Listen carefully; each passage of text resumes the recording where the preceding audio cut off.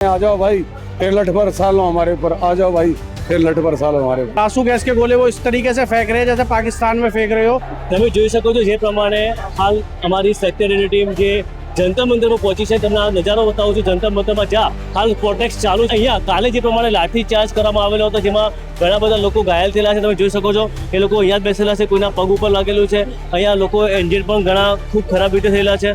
તમે દ્રશ્યો જોઈ શકો છો કેમેરામાં ચારે બાજુ હાલ પબ્લિક જે સ્ટુડન્ટ કહી શકાય છે અહીંયા ઉભેલા છે અને સ્ટુડન્ટ પોતાનો બળાપો ઠાલવી રહ્યા છે અને પોતાનો આક્રોશ વ્યક્ત કરી રહ્યા છે। सोनम वांगचुक सर की रिहा हो, 1 करोड़ जो मुआवजा है वो बच्चों को देना चाहिए। धर्मेंद्र प्रधान जी इनका इस्तीफा होना ही चाहिए। ચારે બાજુ વરસાદ પણ પડ્યો તેમ છતાં પણ સ્ટુડન્ટ અહીંયા પોતાની એક લલકાર લગાવી રહ્યા છે કે અમને જે પ્રમાણે અમારી માંગો છે માંગો પૂરી કરવામાં આવે। જે એન્જિન લોકો છે એ લોકોના માટે સુવિધા કરવામાં આવી રહી છે, એ લોકોના જે બેસવા માટે જગ્યા છે તેને પ્રોટેક્ટ કરવા માટે તાડપત્રી જેવી સુવિધાઓથી બાંધવામાં આવી રહ્યું છે।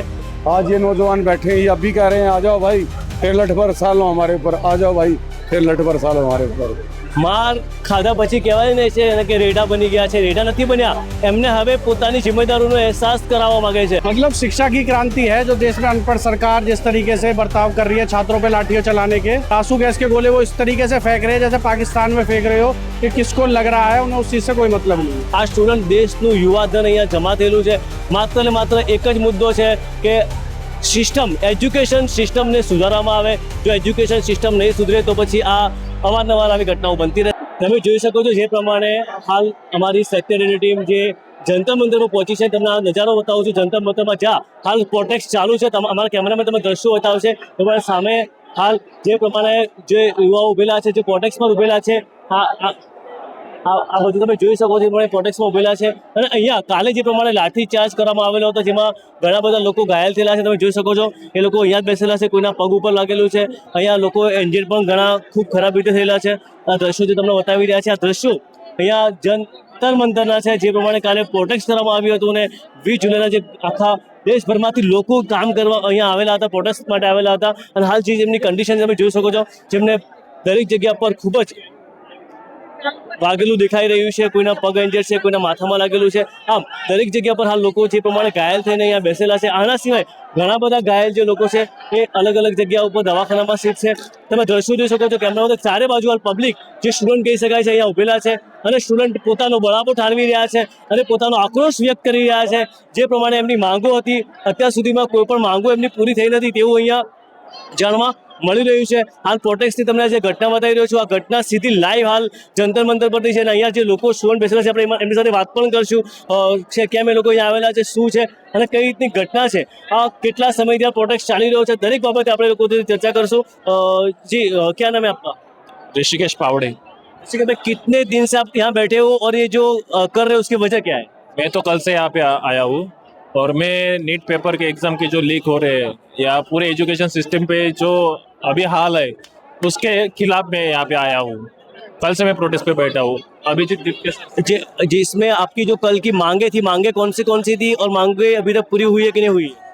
पहली मांग हमारी ये थी कि सोनम वांगचुक सर की रिहा हो, बाद में जो 1 करोड़ जो मुआवजा है वो बच्चों को देना चाहिए, उनके पेरेंट्स को। और तीसरी जो है जो अहम बात है कि धर्मेंद्र प्रधान जी इनका इस्तीफा होना ही चाहिए। ये जो मांगे आपकी थी मांगे पूरी हुई है कि नहीं हुई? अभी तक तो नहीं हुए लेकिन आश्वासन दे रहे हैं सिर्फ। જે પ્રમાણે તમે વાત કરી રહ્યા છો દર્શકો સાથે આ સ્ટુડન્ટ છે પોતાના જીવના જોખમે આ લઈ આવીને બેસેલા છે।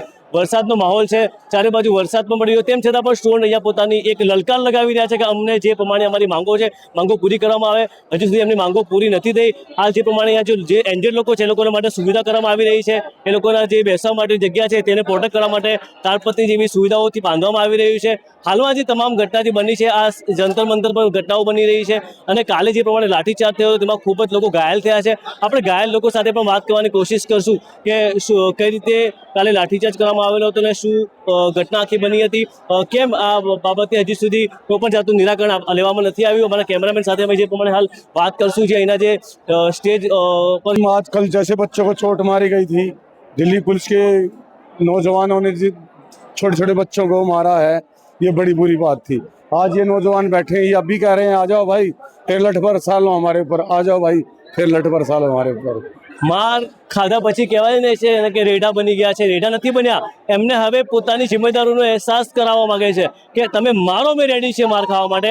આ ઘટના જંતર મંતરની છે, જે પ્રમાણે લોકો હાલ ચારે બાજુ જે કહી શકાય કે અહીંયા યુવાઓ જે ચારે બાજુથી દરેક રાજ્યમાંથી યુવાઓ અહીં આવેલા છે। અમારા કેમેરામેન તમે દ્રશ્યો બતાવશે, જે પાછળ તમે જોઈ શકો છો જે પ્રમાણેના અત્યારે જે આ સ્ટુડન્ટ લોકો છે, આ સ્ટુડન્ટ દેશનું યુવાધન અહીંયા જમા થયેલું છે। માત્ર ને માત્ર એક જ મુદ્દો છે કે સિસ્ટમ, એજ્યુકેશન સિસ્ટમને સુધારવામાં આવે। જો એજ્યુકેશન સિસ્ટમ નહીં સુધરે તો પછી આ અવારનવાર આવી ઘટનાઓ બનતી રહેશે, તેવું અહીંયા સ્પષ્ટ કહી શકે છે। कहाँ से आ रहे हो, क्या नाम है आपका? मेरा नाम कुलदीप बिधूड़िया और मैं दिल्ली में ही रहता हूँ। कुलदीप भाई, आज ये जो प्रोटेस्ट चल रहा है, कितने दिन से प्रोटेस्ट चल रहा है? इस प्रोटेस्ट को पूरा 1 महीना होने वाला है और हम पहले दिन से ही 6 तारीख से यहाँ पे आ रहे हैं। क्या मांगे हैं आपकी और किस तरीके से रजूआत कर रहे हो सरकार से? हमारी स्पष्ट मांगे है, सबसे पहले तो नीट के उस पेपरों पे जो भी धांधलेबाजी हुई है उनको सज़ा मिले, और दूसरी बात सोनम वांगचुक को जल्द से जल्द रिहा करके उनकी एक वीडियो शेयर हो। और मतलब शिक्षा की क्रांति है जो देश में अनपढ़ सरकार जिस तरीके से बर्ताव कर रही है, छात्रों पे लाठियाँ चलाने के, जो कि अपना हक मांग रहे हैं, उन पर जवाबदेही किसी बात की है नहीं। उन पर लाठियाँ है, आंसू गैस के गोले हैं, और आंसू गैस के गोले वो इस तरीके से फेंक रहे हैं जैसे पाकिस्तान में फेंक रहे हो, कि किसको लग रहा है, उन्हें उस चीज़ से कोई मतलब नहीं है। जिस तरीके से मांगे हो रही है, इसमें किसी का इस्तीफा मांगा जा रहा है, वो क्या है? इसमें हमें स्पष्ट है कि हम जब तक यहाँ से नहीं उठेंगे जब तक धर्मेंद्र प्रधान जी का इस्तीफा नहीं होगा। ये स्टूडेंट से हमने बात की, जिस तरीके से उन्होंने बताया गया उनकी मांगे, सबसे पहली मांग है उनकी सोनम वांगचुक सर को रिहा किया जाए, उनको जिस तरीके से ऑब्जर्वेशन में रखा हुआ है उनको वहाँ से छोड़ा जाए। दूसरी इनकी मांग है धर्मेंद्र प्रसाद का तात्कालिक जो इस्तीफा है वो दिया जाए। इस तरीके से इनकी मांगे हैं, और एजुकेशन को सुधारने की जो बात है यहाँ पे करी जा रही है,